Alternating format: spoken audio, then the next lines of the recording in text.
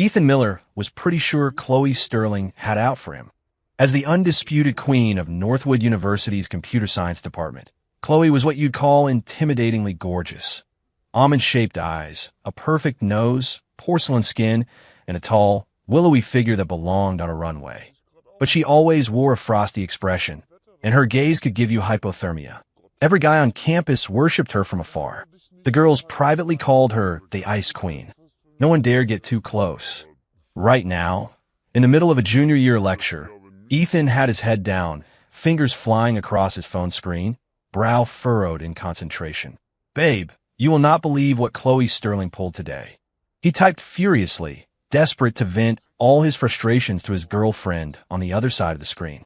"Yeah, the campus it girl. She's hot, I guess, but a total ice queen. She was on my case again today." "Oh, what did she do this time?" His girlfriend, whose screen name was Luna Sky, replied instantly, followed by a little head-patting emoji. Seeing her reply, Ethan felt a surge of validation. "We were divvying up work for our group project, and I was just a little behind on my part of the code. A tiny bit." She just stood over my shoulder with her arms crossed, giving me this Arctic death glare, and said, so smugly, "Ethan, if you could just code as fast as your hair grows, we'd be golden." Are you kidding me? Since when is having great hair crime? And for what? Just because she's pretty, gets perfect grades, and has a legion of guys drooling over her? Why does she have to be so damn condescending? She's a walking glacier. He hammered out the long paragraph and hit send, feeling a little bit of the pressure release from his chest. "LOL," Luna Sky replied, with a laughing emoji. "Maybe she's just really serious about the project, and it's not personal. Don't be mad, okay? 3-inch. No way. She never gives anyone else this much grief. I'm telling you, she's targeting me." Ethan insisted. "Every time I run into her, it's a disaster. Last week in a library, I accidentally knocked over a book she had on the edge of her table, and the look she gave me. I almost bowed and scraped an apology. And the time before that, I was behind her in the cafeteria line, and she just glanced back at me, and I swear I felt like I just cut the entire line. You're so much better, babe. You're sweet, and you get me. You'd never look at me like that. God, I wish I could just hang out with you every day instead of dealing with this." He added a pathetic, "please comfort me" emoji at the end. "You goof. I miss you too," Luna Sky wrote back. "Maybe if you got to know her, you'd see she's not so bad. Maybe she has a cute side she doesn't show people." Get real. Her? A cute side? Ethan scoffed. "If she has a cute side, I'll literally eat my keyboard." The whole campus knows Chloe Sterling is the definition of an unapproachable ice queen. Never smiles, barely speaks, and any guy within a 10-foot radius automatically freezes over. I'm telling you, she's just got a nasty personality. My babe is the best in the whole world. He sent the message with a self-satisfied smirk, picturing his girlfriend's gentle, sweet smile on the other end, even though they'd never video chatted. But after more than 6 months of texting and voice messages, Ethan was certain his Luna Sky was an understanding, kind-hearted, slightly shy, and absolutely adorable girl. The complete opposite of an ice block like Chloe Sterling. "Well, I think you're the best, too," Luna Sky replied, followed by a kissy face emoji. "Forget about her. Just focus on your work, and I'll play some games with you tonight. You got it. You're the best, babe." Ethan's mood instantly brightened. Chloe who? He'd already forgotten her. He put his phone away and looked up just in time to see Chloe and a few of her friends walking past the classroom door. As if sensing his gaze, Chloe's cool eyes drifted over, meeting his not yet faded, goofy grin head-on. Ethan's smile froze on his face. He instinctively sat up straighter, trying to adopt a serious, contemplative expression. The corner of Chloe's mouth twitched, an almost imperceptible smirk. Her eyes seemed to say, "Look at this idiot." Then, as if nothing had happened, she looked away and walked off, those long, perfect legs carrying her down the hall with regal indifference. Ethan let out a breath he didn't realize he was holding, his mind already composing another rant. See, that look again. That was pure contempt. Undiluted scorn. "Babe, I just got annihilated by one of her looks." Of course, he'd saved that particular complaint for his girlfriend later tonight. He had no idea that Luna Sky, the girl he'd just been gushing to, was at that very moment walking out of the building, pulling her phone from a ridiculously expensive-looking designer handbag. Staring at the message, if she has a cute side, I'll literally eat my keyboard. A dangerous, playful smile flickered in her beautiful eyes. Chloe's slender fingers tapped gently on the screen as she murmured to herself, "A keyboard, huh?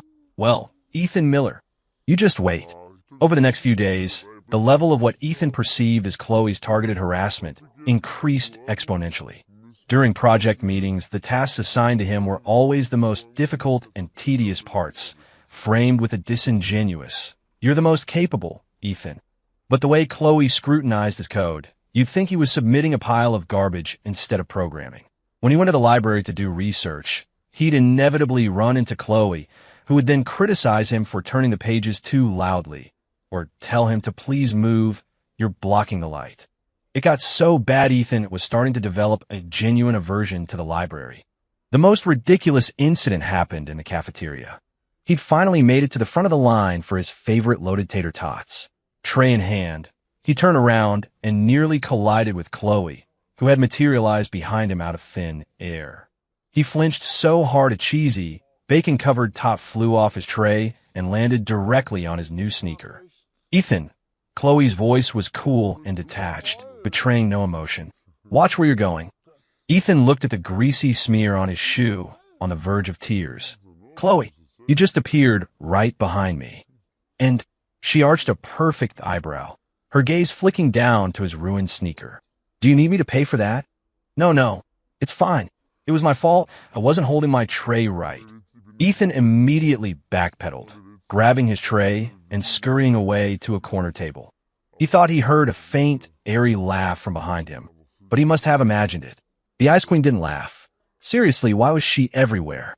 He immediately whipped out his phone to message his lifeline. "Babe, I've been struck down by the Demon Queen again. She definitely did it on purpose. My new kicks. I just wore them for the first time today. They're dead." Sobbing underscore emoji. GIF. Luna Sky's reply was swift. "Ah, poor baby. Don't cry. Maybe it was just a coincidence. I'm sure she didn't mean to." "A coincidence? How many coincidences can there be?" Ethan fumed. "She just can't stand me. That's it, I've decided. From now on, if I see her, I'm walking the other way. If you can't beat him, avoid him."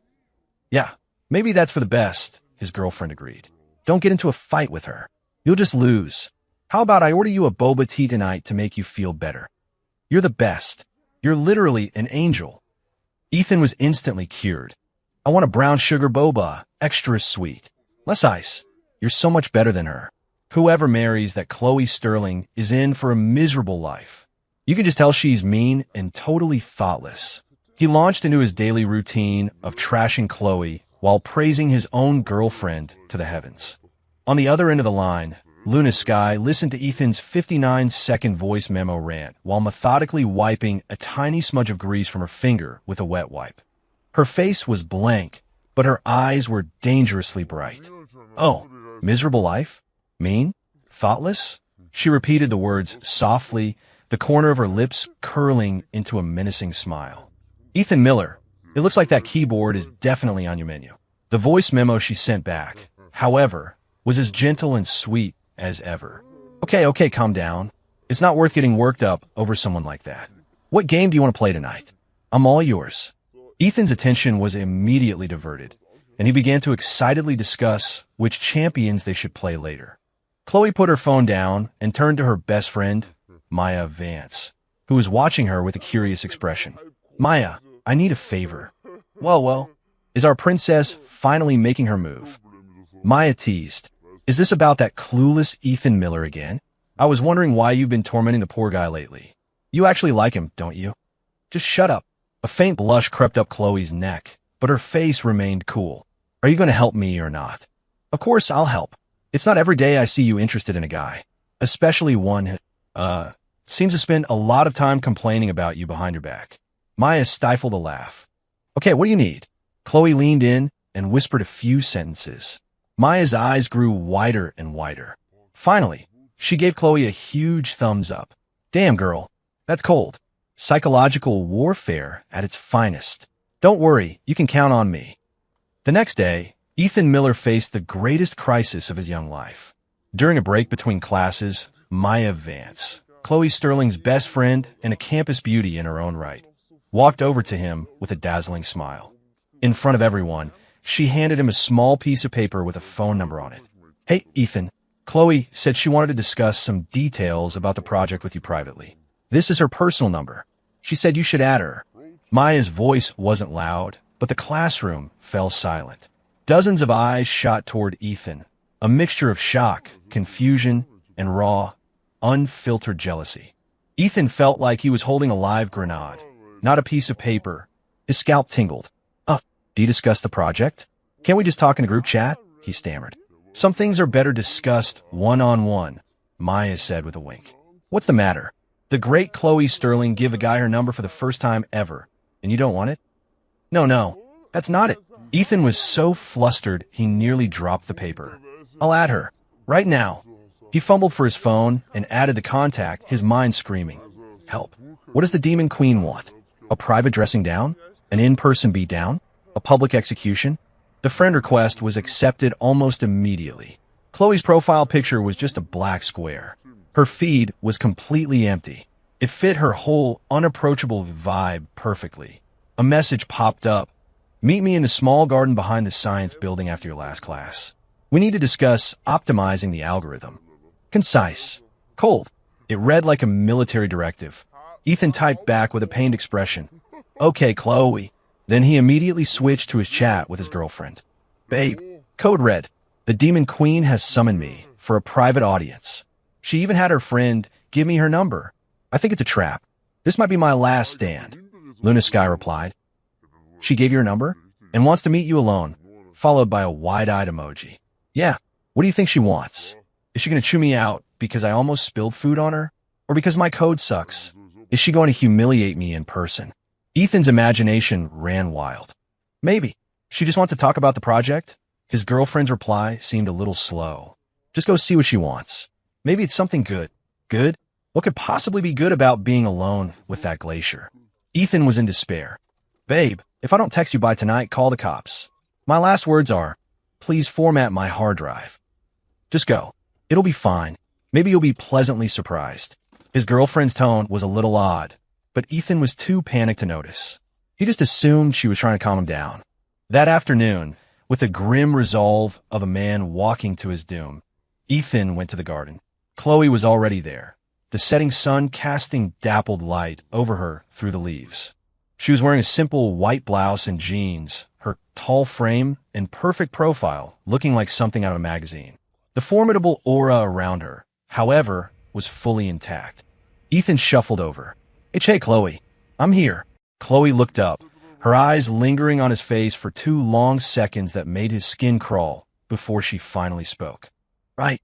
About the recommendation algorithm. I think a collaborative filtering approach would be better. I need you to rewrite it." Ethan just stared. That was it. That's all. For one sentence. She couldn't use the group chat? Couldn't message him? She had to summon him here in person? Was she messing with him? He was raging internally, but on the outside, he was a model of compliance. "Okay, Chloe. I'll get right on it." "Good." Chloe nodded, but made no move to leave. Instead, she looked him up and down again, and then asked, "Ethan, I heard. You don't have a girlfriend?" A jolt went through Ethan.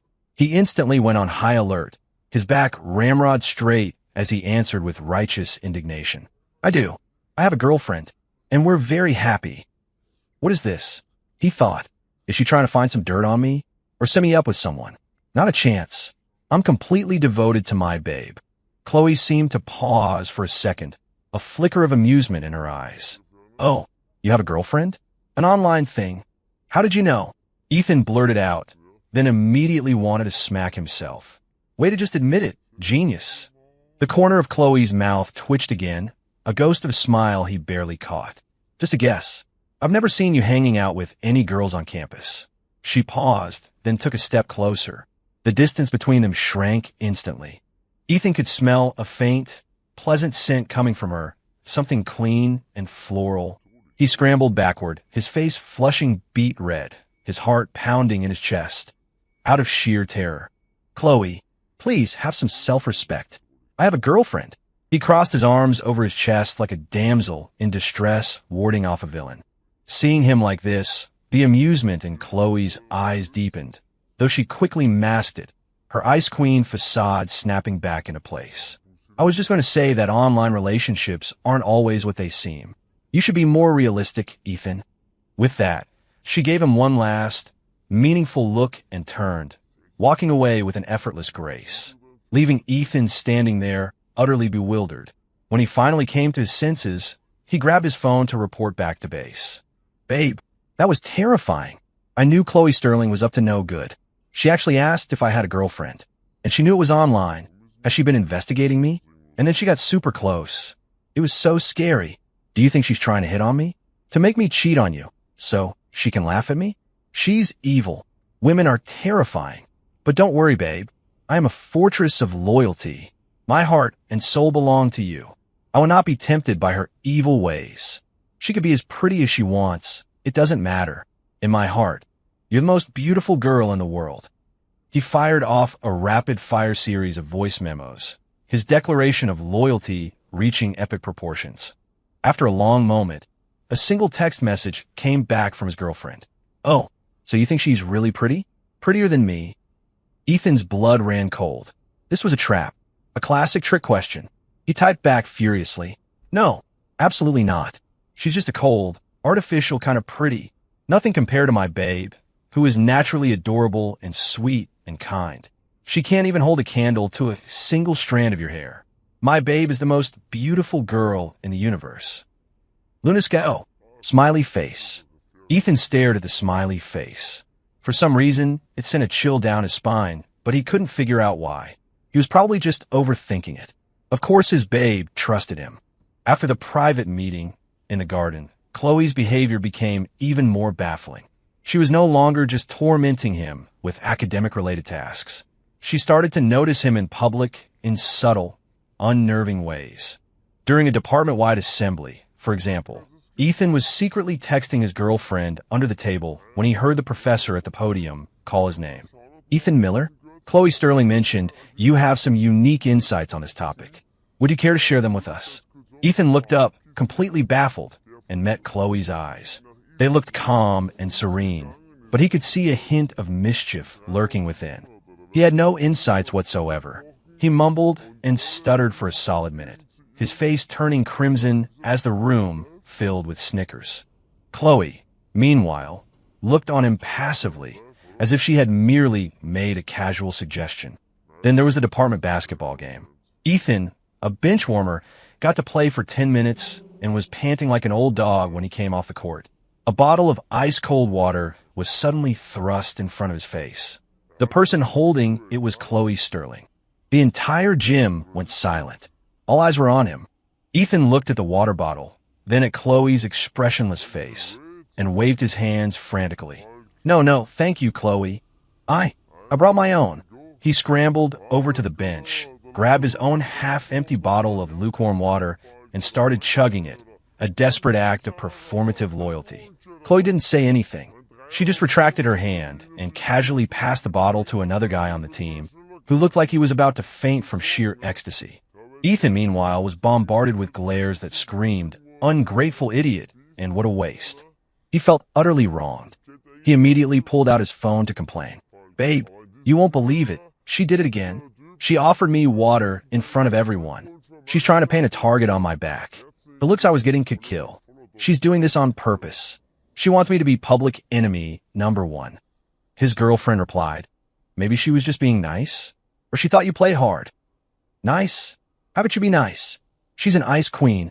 And why me? Why not be nice to someone else? She's picking on me because she knows I'm an easy target. Ethan typed angrily. Babe, I think she's testing me. Testing my loyalty to you. But I'm telling you, I can pass any test. Even if Chloe Sterling was a literal goddess descended from heaven, she wouldn't be 1/1,000,000th as amazing as you. Don't you worry. After his declaration of loyalty, he couldn't help but add, but seriously, she's been acting so weird lately, always showing up where I am and doing things that could be totally misinterpreted. Could she actually be into me? He shuddered at the thought. No way. I'm definitely overthinking it. A girl like her, who has everyone chasing after her, would have to have terrible taste to be into me. She's probably just bored and messing with me for fun. What a weird hobby. On the other side of the screen, Chloe Sterling watched Ethan's mix of desperate loyalty and burgeoning self-doubt, and she had to cover her mouth to keep from laughing out loud. The voice she sent back, however, was laced with a hint of hurt. "Oh, so you think she's as beautiful as a goddess? And you think she's into you? Are you having second thoughts?" Hearing the quiver in her voice, Ethan nearly had a heart attack. He launched a counteroffensive of voice memos. "No, absolutely not. Babe, let me explain. I was just talking. I swear on my life, I have no feelings for her whatsoever. My heart belongs to you. If she gets any closer to me, I'll file a restraining order for harassment." "Well, that might be a bit much," his girlfriend replied, sounding amused. "Okay, I believe you. But you don't secretly enjoy it when she gives you all this attention, do you?" "Enjoy it? Are you kidding me?" Ethan cried. "It's torture. It's agonizing. It's terrifying. Babe, the only thing I enjoy is talking to you. You're the only one who gets me. You're my safe space. Chloe Sterling. She's my Grim Reaper." Chloe stared at the words Grim Reaper, her eyes narrowing. She hummed a little tune under her breath. "All right, Ethan Miller. So now I'm a Grim Reaper, am I? Just you wait." The day before the final project was due, Chloe summoned Ethan to a quiet booth in a coffee shop near campus, under the pretext of a final review of their materials. Ethan was on edge the entire walk over. This felt like the final judgment. He even double-checked his phone's battery, making sure he had enough juice to send one last SOS to his girlfriend before his inevitable demise. Chloe was already in the booth. She was wearing a simple black dress that made her skin look even fairer, her cool elegance softened by a hint of casual grace. She was so beautiful it was hard to look away.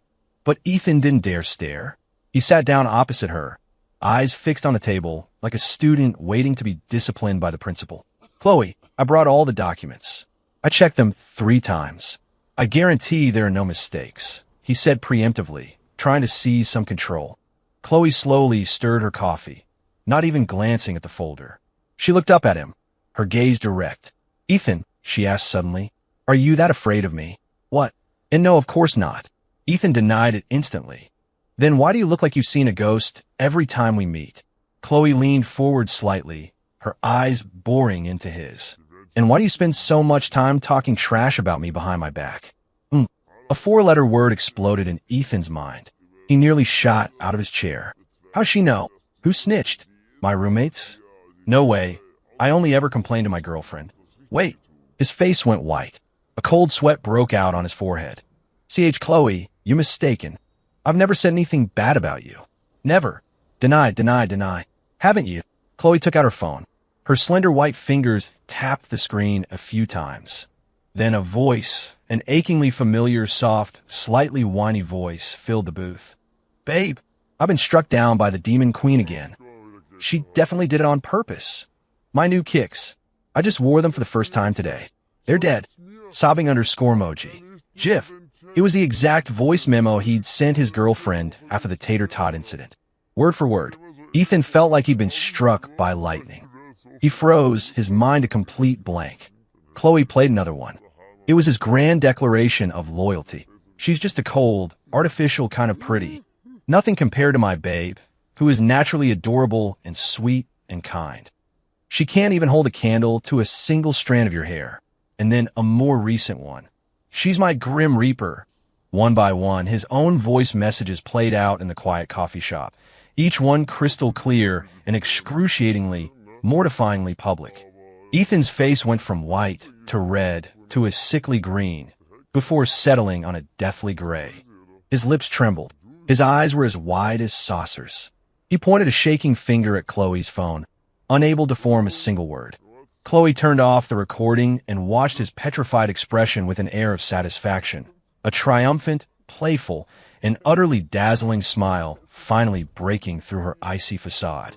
"Babe, so, in your mind, I'm a demon queen, a Grim Reaper, and I can't even compare to a single strand of your babe's hair? I." Ethan felt his brain short-circuit. His ability to speak had completely vanished. The sheer shock and absurdity of the situation washed over him. Chloe Sterling, the sweet, gentle girlfriend who listened to him complain about Chloe Sterling every day. Was Chloe Sterling herself. Oh, and by the way, as if he wasn't suffering enough, Chloe pulled out a second phone, unlocked it, and opened a messaging app to an account he knew all too well. The one he had saved as My Babe 3. Luna Sky, do you need me to send you another voice message to prove it? My silly little boyfriend. Chloe tilted her head, her voice mimicking the sweet, soft tone she used online, but her eyes danced with mischievous delight. Boom! Ethan's entire worldview imploded. This was social suicide on a cosmic scale. What had he been doing for the last 6 months? He had been complaining about the girl of his dreams. To the girl of his dreams, he had trashed her, insulted her. He had pledged his undying loyalty directly to the person he was being loyal against. And he had, with the audacity of 1,000 fools, told her to format his hard drive. So this whole time, you knew it was me? He finally managed to croak, his voice trembling. Obviously, Chloe said with a raised eyebrow. The first day of our group project, you introduced yourself as Ethan Miller, and your screen name for the class was Far From Home. It didn't take a rocket scientist to figure it out. Then, why didn't you say anything? Why did you pretend not to know? Why did you make my life hell on campus? Why did you listen to me complain about you like an idiot every single day? 1,000 questions swirled in Ethan's mind, but he couldn't articulate a single one. Why? Chloe stood up and walked around the table until she was standing right in front of him. She leaned down, her beautiful eyes sparkling with a thrill of successful prank and a flicker of something much softer. Because it was fun, watching you flinch like a scared little bird every time you saw me, only to run to my DMs and be my loyal little puppy, ranting and raving about me, then immediately turning around and pledging your undying love to me. She let out a genuine laugh. Ethan, you're so adorable, you know that? Adorable. Ethan wanted the floor to swallow him whole, or to spontaneously combust. Either would be fine. So all those times you approached me recently, that was on purpose too. He thought back to his recent good fortune, and a new wave of horror washed over him. Duh, Chloe said, as if it were the most obvious thing in the world. Listening to you reject me to my face while praising me to the heavens online was getting a little ridiculous. I had to give you a little reward, see how long you could hold out. You're surprisingly resilient, I'll give you that. Was that a compliment? Ethan was about to cry. So, it was all a test. You could say that. Chloe nodded, her playful expression finally softening into something more serious. And you passed. Ethan, even though you talk way too much behind my back, and you're a coward and kind of an idiot. Ethan winced. Was this the good part? But Chloe met his eyes, her voice lowering, a hint of shyness coloring her tone. You're serious about your feelings. You're loyal, and you can resist temptation. I'm very happy with that. She reached out and gently pinched his still frozen cheek, her smile becoming real and warm. So, our online relationship is official now, my clueless boyfriend. Surprised? Ethan stared at the stunning face so close to his, now beaming with a gentle, genuine smile. His brain finally rebooted. Was he shocked? Yes. Was it unexpected? The understatement of the century. But was he happy? Looking into Chloe's smiling eyes, thinking that this goddess, this ice queen worshipped by every guy on campus, was the same girl who chatted with him every night, played video games with him, listened to his stupid complaints, and comforted him. His online girlfriend was Chloe Sterling, the beautiful, brilliant, untouchable Chloe Sterling. What had he, Ethan Miller, ever done to deserve this? He was so overwhelmed he couldn't speak. He shot up from his chair, his face burning. Am I dreaming? Are you really? The one and only, Chloe said with a laugh. But if I ever hear you say a bad word about me again. Her eyes narrowed dangerously. Never again. I swear. Ethan shook his head so hard it rattled. From now on, I'll praise you every day. I'll praise you to the moon and back. If you say jump, I'll ask how high. If you say fetch, I'll ask what I'm fetching. His ridiculousness made her laugh again. That's more like it. Ethan looked at her smile, and his heart skipped a beat. He asked, a little sheepishly, so, Can I hug my girlfriend now? My real life girlfriend. A blush touched Chloe's cheeks, but she didn't say no. She just gave a soft, quiet, Ethan carefully reached out and pulled her into a hug. Feeling the real, warm, softly scented girl in his arms, he finally believed it wasn't a dream. His online girlfriend really was Chloe Sterling. An intense wave of euphoria washed over him, leaving him dizzy. He held the campus queen in his arms, feeling like he had just won at life. No, he already had. The news that the Ice Queen, Chloe Sterling, was officially taken dropped like a bomb on Northwood University, detonating across every campus forum and social media group. At first, no one believed it. Then, the picture started to surface. In a library, the perpetually aloof Chloe Sterling was seen sitting next to a guy, smiling as she peeled an orange for him.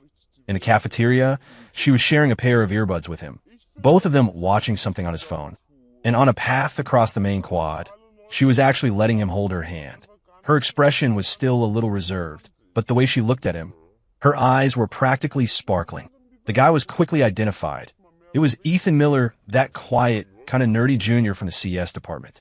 The collective sound of breaking hearts could be heard all over campus, followed by a million cries of outrage. What? How is Ethan Miller good enough for the goddess Chloe? This has to be fake.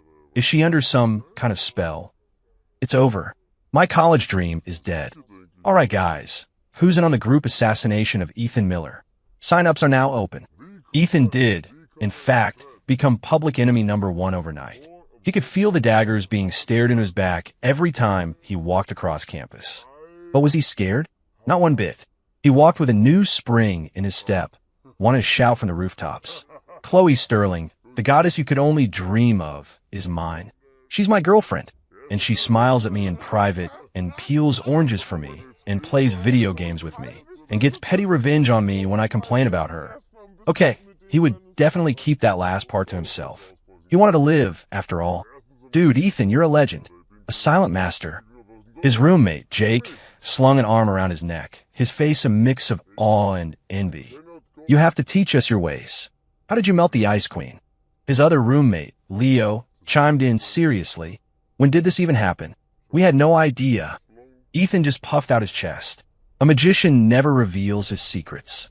Let's just say my Chloe has a thing for guys like me. He conveniently left out the part where he didn't do any of the wooing and, in fact, had actively tried to sabotage himself for 6 months, only to be expertly reeled in by the Ice Queen herself. Whatever, man. Don't be smug, his roommates grumbled, though the jealousy in their eyes was obvious. Meanwhile, Chloe was being interrogated by her own friends. Okay, spill it. How did this happen so fast? You didn't even tell me. Maya demanded. Another friend, Sonia, added, and you can actually smile that sweetly? I thought you had facial paralysis. And then Jessica. So that's why you were messing with Ethan Miller all semester. You liked him. Is that your seduction technique? Acting like a 5th grade bully. Chloe, overwhelmed, finally just said, we met online. Online. Her friend's jaws collectively dropped. So, you knew it was him this whole time, and you just pretended you didn't? You were playing him. Maya was the first to connect the dots, remembering her role in delivering the phone number. Chloe, you are a devious mastermind. Did Ethan have a heart attack when he found out? Chloe thought back to Ethan's face, a perfect picture of a man whose soul had just left his body. She couldn't help but smile. Something like that. Wow, you're terrible, and I love it. Sonia squealed. So now you two are all lovey-dovey? It's sickeningly sweet watching you guys around campus. Chloe just smiled, the happiness in her eyes impossible to hide. Yes, she was enjoying this. She enjoyed seeing Ethan, now that he knew the truth, acting all timid but loving, treating her like she was made of glass. She enjoyed watching him puff up his chest with pride, but try to hide it, terrified she'd get mad. She enjoyed this secret, hilarious, topsy-turvy relationship that only the two of them understood. As for Ethan, he was floating on cloud 9. He might be public enemy #1, but every day he got to hug his beautiful, sweet-smelling girlfriend and hear her call him a goof in that cool voice that always softened just for him. He got to smugly dismiss all rivals, mostly by hiding behind his girlfriend's intimidating aura. It was awesome. He still occasionally complained to her via text. Babe, 2 more guys gave me the death stare today, pouting on her face. Chloe's reply was instant. Oh? Do you need me to go peel another orange for you in front of them? Ethan immediately panicked. No. Your Highness, please have mercy. I want to live to see tomorrow. Bowing underscore emoji. GIF. Chloe sent back a head-patting emoji. Good boy. I'll play games with you tonight. Ethan. Okay. You're the best, babe. I love you. Kiss underscore emoji. Kiss underscore emoji.